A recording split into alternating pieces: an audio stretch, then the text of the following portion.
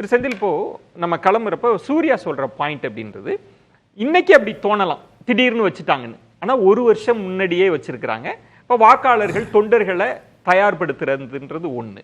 அவர் சொல்றது வந்து வாக்குகள் சிதறினாங்க, அப்போ வந்து அந்த ஸ்ட்ராட்டஜி வந்து நாங்க மிஸ் பண்ணோம். இன்னைக்கு ஒரு பெரிய கிராண்ட் அலைன்ஸ், அவர் சொல்றதை பார்த்தா பாமக தேமுதிக எல்லாரையும் உள்ளுக்கு கொண்டு வந்துருவாங்க போல இருக்கு. அப்போ ஒரு கடும் போட்டிக்கு அவங்க இது. அப்புறம் அதை மீறி ஆன்டி இன்குபன்சி அதையும் நாங்க பயன்படுத்துவோம் அப்படின்றப்ப ஒரு பெரிய அலைன்ஸ் ரெண்டாவது இடத்துக்கு, முன்பு நான் தான் நீ தான்லாம் இருக்கிறப்ப ரெண்டாவது இடத்துக்கு வந்துட்டாங்க. ஆன்டி இன்கம்பன்சியை பயன்படுத்துறாங்கன்னா ஒரு சவால் வந்துருச்சுல்ல, அதை நம்ம மறுக்க முடியுமா? ரெண்டு விதமா எடுத்து பேசலாம். திரு எஸ்.ஜி. சூர்யா சொன்ன கருத்துக்களை ரெண்டு விதமா பார்க்கலாம். திமுக அணிக்கு இது சவாலா அப்படின்னு கேட்டிங்கன்னா, 5 முனை போட்டியாக ஒருவேளை அமைந்திருந்தால், அதாவது அதிமுக தனியாகவும் பாஜக ஒரு அணி தனியாகவும் கடந்த நாடாளுமன்ற தேர்தலில் போட்டியிட்டது போலவே ஒரு 5 முனை போட்டியாக போட்டியிட்டு இருந்தால் திமுக அணிக்கு எதிரான வாக்குகள் மேலும் ஒரு அணிக்கு சிதறும். அது வந்து உள்ளபடியே இன்னும் ஈஸி யாருக்கு, திமுகவிற்கு. ஆனால் அப்படி இல்லாமல் இப்போ ஒரு அணி குறையுது. இப்போ 4 அணியாக மாறுகின்ற பொழுது எதிர்ப்பு வாக்குகள் சிதறாது அப்படிங்கிற பார்வையில் இருந்து இது வந்து ஒரு விதத்தில் திமுக அணிக்கு ஒரு சிறிய சவாலை ஏற்படுத்தும் அப்படின்னு எஸ்.ஜி. சூர்யா சொல்ற கருத்துல எனக்கும் வந்து மாறுபட்ட கருத்து இல்லை. ஆனால் பாலிடிக்ஸ் அப்படியே தான் எடுத்துக்க முடியுமா அப்படின்னு கேட்டிங்கன்னா, இப்போ நீங்கள் எஸ்.ஜி. சூர்யா அவர்கள் சொன்னார் வாக்கு சதவீதத்தை வைத்து 2019 நாடாளுமன்ற மக்களவைத் தேர்தல், இப்போ அவர் சொன்ன கணக்கு அரசியல தவறாக இருக்கிறது அப்படிங்கிறதுக்கு நான் உதாரணம் சொல்கிறேன். 2019 நாடாளுமன்ற மக்களவைத் தேர்தலில் அதிமுக பாஜக எல்லாரும் ஒன்றா தான் நின்றாங்க. 19 புள்ளி அவங்க வாங்கின வாக்கு சதவீதம் 3.9, ரைட். 2019 2024 அதிமுக தனியாக நிற்குது. அதிமுக பெற்ற வாக்கு சதவீதம் 20.46. அப்போ பாஜக இல்லாமல் போட்டியிட்ட அஇஅதிமுக வாக்கு சதவீதத்தை உயர்த்தி இருக்கிறது. அது ரிப்போர்ட். இதை எடப்பாடி பழனிசாமி சொல்றாரு. ஆனா அதுல கொஞ்சம் அது என்ன மிஸ்டேக் பண்ணிட்டாருன்னா, நிறைய தொகுதியில நின்னத மிஸ் பண்ணி விட்டாரு. இல்ல எப்படிலாம் எடுத்துக்கலாம். இப்போ அந்த லாஜிக் கேட்டாங்கன்னா அவர் ஏத்துவாரா இல்ல? நிறைய தொகுதியில யார் நின்னாங்க? அதிமுக நின்னுச்சுல. 19ல 20 இடங்கள் தான் நின்னாங்க, 24ல 34. ரைட். இது எஸ்.ஜி. சூர்யா சொல்வார்னு தெரியும். அந்த கணக்குக்கு தான் நான் அப்படி வர்றேன். அப்படி பார்த்தா நீங்க நாடாளுமன்ற தேர்தலில் பாஜக போட்டியிட்ட தொகுதி எத்தனை சார்? இந்த தேர்தலில் 23 தொகுதி போட்டி. நீங்க வாங்கின வாக்கு சதவீதம் என்ன? 11.25. அதை மட்டும் நீங்க கிளைம் பண்ணிட்டே இருக்கிறீங்க அதிகமான தொகுதிகளில் போட்டிட்டு. அப்ப நீங்க லிட்டரலி பாத்தீங்கன்னா உங்க வாக்கு சதவீதம் என்ன இருக்குதுன்னு கேட்டீங்கன்னா டிராப் அவுட் ஆயிருக்குது, குறைந்திருக்கிறது. சரி, சட்டமன்ற தேர்தலை வச்சு எடுத்து பேசுவோம் சார்.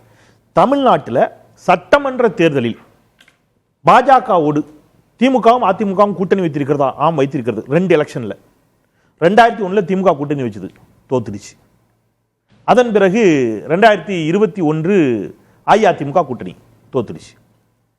நீங்க 2 சட்டமன்ற தேர்தலிலும் பாஜகவோடு கூட்டணி வைத்த கட்சிகள் படுதோல்வியைத்தான் சந்தித்திருக்கிறார்கள்.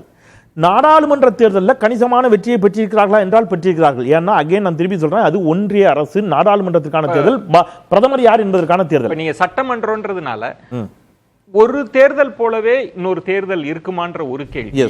பாஜக அப்படின்னா நீங்க சொல்றதை நான் புரிஞ்சுக்கிறேன். தமிழ்நாட்டுல அவங்க வந்து வந்துடக்கூடாதுன்ற மைண்ட் செட் தான் இன்னமும் இருக்குன்னு சொல்லுவாங்க. எக்ஸாக்ட்லி அது இருக்குது. இப்போ எப்படி நீங்க இன்னும் தெளிவா இத நம்ம அவங்க அடுத்து கூட்டணி ஆட்சினே வராங்களே. இல்ல பாஜக என்ன வேணாலும் கேட்கலாம், துணை அதை நிராகரிப்பாங்கன்றீங்க. இல்ல அதுக்கெல்லாம் அது வெற்றி பெற்றா தானே அது ஆசைப்படலாம், தப்பு இல்ல. முதல்ல வெற்றி பெறணும் இல்லையா? அதுக்கு என்ன சிக்கல்ங்கிறத நான் சொல்றேன். நீங்க ஒரு அணி எப்படி கட்டி அமைக்கப்படணும் அப்படிங்கிறதுல இன்னைக்கு திமுக அணியில் இருக்கக்கூடிய கட்சிகளுக்கு எடுத்துக்கங்க. நீட் எல்லா கட்சிகளுக்கும் ஒரே நிலைப்பாடு, இன்க்ளூடிங் காங்கிரஸ். ரைட். முத்தலாக் தடை சட்டம், சிஏஏ, வேளாண் சட்ட திருத்தம், இப்ப கொண்டு வந்த வகுப்பாரிய சட்ட திருத்தம், இருமொழி கொள்கை, இன்க்ளூடிங் காங்கிரஸ். நான் திருப்பி அண்டர்லைன் பண்றேன், காங்கிரஸ் கட்சியையும் தங்களுடைய கட்சியினுடைய கொள்கையை ஏற்றுக்கொள்ள வைத்து விட்டது யாரு?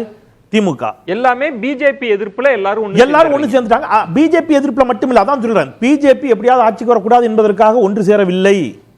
கொள்கை அடிப்படையிலேயே சார், கொள்கை அடிப்படையில் அதிமுக பிஜேபியோட இருந்தாலும் அதிமுக இருந்தாலும் திமுக இருந்தாலும் அதிமுக கொள்கை என்ன? காங்கிரஸ் வந்து நிலைப்பாடு கொள்கையில சார் எல்லாருக்கும் ஒரே நிலைப்பாடு தான். திமுக, மதிமுக, விசிக, கம்யூனிஸ்ட் எல்லாருக்கும் ஒரே நிலைப்பாடு தான். இதுல நிலைப்பாடுல ஒரு சின்ன மாற்றம் இருந்தது யாருக்குன்னா காங்கிரஸுக்கு மட்டும். அந்த காங்கிரசும் இப்பொழுது தன்னுடைய நிலைப்பாட்டை மாற்றிக்கொண்டு எந்த இடத்துக்கு வந்திருக்குது? மாநில சுயாட்சிக்கான மதிப்பை அளிக்க வந்திருக்கிறது. மும்மொழி கொள்கை நாங்க திணிக்க மாட்டோங்கிற இடத்துக்கு வந்துட்டாங்க. அந்தந்த மாநிலங்களில் கல்வி அந்தந்த மாநில பட்டியலுக்கே கொடுப்போங்கிற இடத்துக்கு ராகுல் காந்தி சொல்ல வச்சுட்டார்ல ஸ்டாலின். இப்ப முல்லை பெரியாறு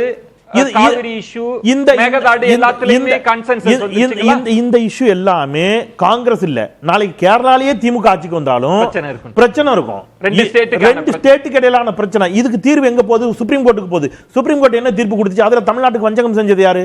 பாஜக தானே. நீங்க அமைக்க சொன்னது என்ன? சுப்ரீம் கோர்ட் என்ன சொல்லிச்சு? காவிரி மேலாண்மை வாரியம் அமைக்க சொன்னாங்க.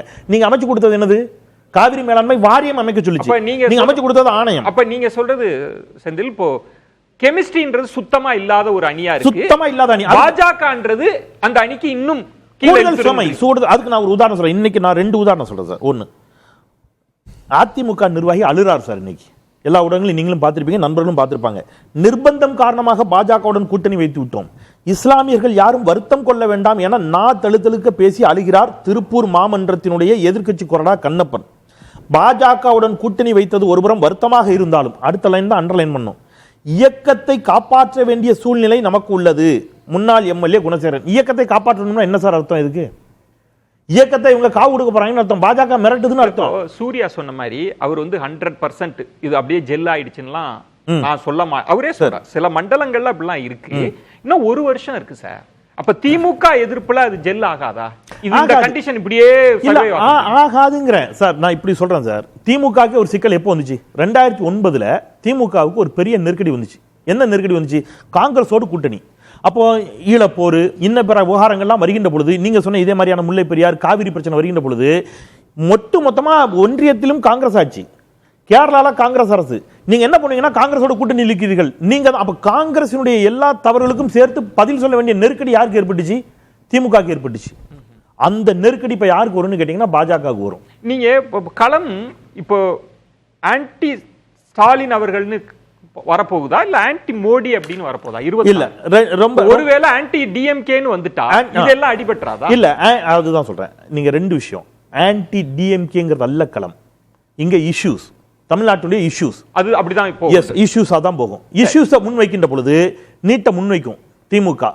பாருங்க, அதிமுக பாஜகவோட கூட்டணி போயிட்டாங்க, பாஜக கூட்டணி இருக்கிறாங்க, ஒன்றிய அரசு பாருங்க நம்ம நீட்டுக்கு நம்ம சட்ட திருத்த மசோதா நிறைவேற்றி அனுப்பி இருக்கிறோம், பாஜக ஒப்புதல் தர மறுக்கிறது, இந்த அஇஅதிமுக எடப்பாடி பழனிசாமி அழுத்தம் பெற்று தருவார்களான்னு கேட்கின்ற பொழுது அதிமுக பதில் சொல்ல முடியாம தவிக்கும். கூடுதலா இன்னும் ஒரு செய்தி. இப்ப இதுல என்னன்னு கேட்டீங்கன்னா, போன வாரம் வரைக்கும் கூட என்னுடைய கருத்து, நான் ஒரு கருத்தை பதிவு பண்ணேன். 5 முனை போட்டியாக இருந்தால் ஒரு விதத்தில் அது திமுக கூடுதல் சவால்னா, விஜய் அவர்கள் கிறிஸ்டியன்ஸ் முஸ்லிம்ஸ் வாக்குகளை ஒரு சின்ன பர்சன்டேஜை பிரிக்கக்கூடும், அது திமுகவுக்கு சவாலாக இருக்கும்னு. இப்போ அதிமுகவும் பாஜகவும் ஓரணியில் வந்து இந்த வகுப்பு சட்ட மசோதாவிற்கு பிறகு இந்த வாக்குகள் சிந்தாமல் சிதறாமல் திமுக அணிக்கு வந்துடும். இது கூடுதல் பலம். சிறுபான்மை வாக்குகள் இனி விஜய் பக்கம் போகாது, அது திமுக அணிக்கு வரும், அது கூடுதல் பலம்.